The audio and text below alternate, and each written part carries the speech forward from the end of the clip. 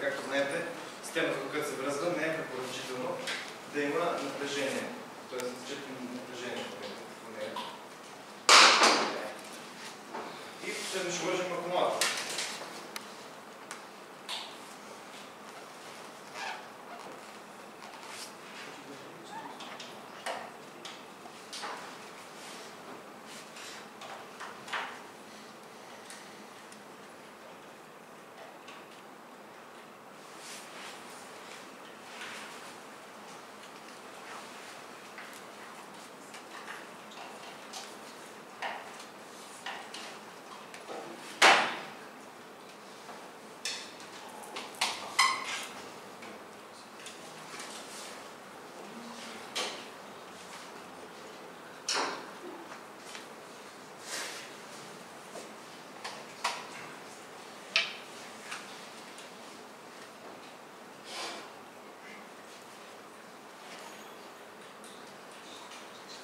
Важно е, като го изпръзваме, да няма палови връзки, защото тока не обича паловите връзки.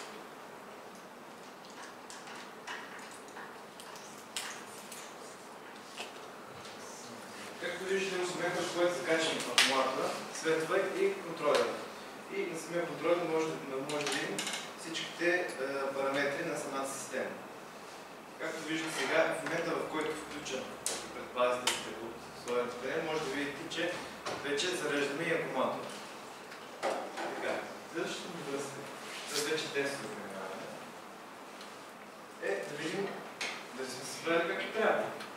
Сега ще закачам тази лампа към задния край на самия инвертор, където са 12 волта от самия контролер.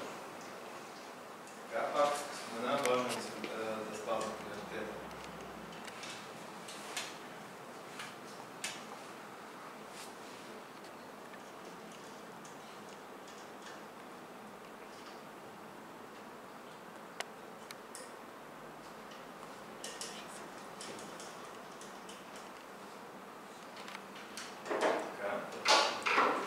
Сега, както виждате, в момента, в който вдигна зона, светва. Така, четвъртия ни тест, вторият ни тест е да видим изхода на 5 волта от самия контролер. За целта ще включим, кажем, този дифузор.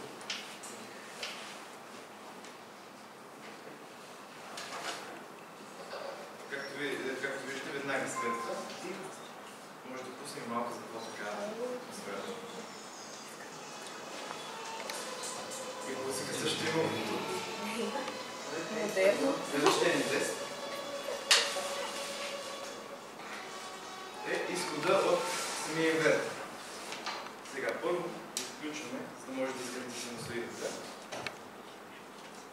В момента, в който загасна лампичката, може вече включим прескопоемен консуматор до 300 вата, иначе изключвам. Както виждате, вече се зарежда телефона, който желая, няма батерия, може да дойде да свичи телефон да се зарежда.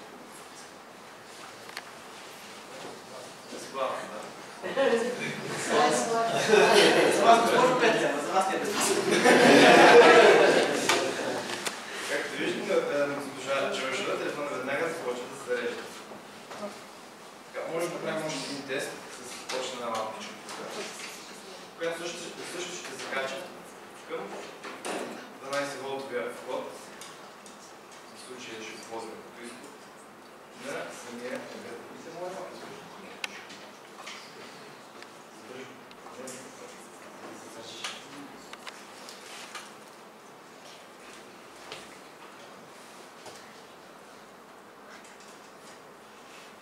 Сега да ми кажете, че той като изгъвва някакви шашки.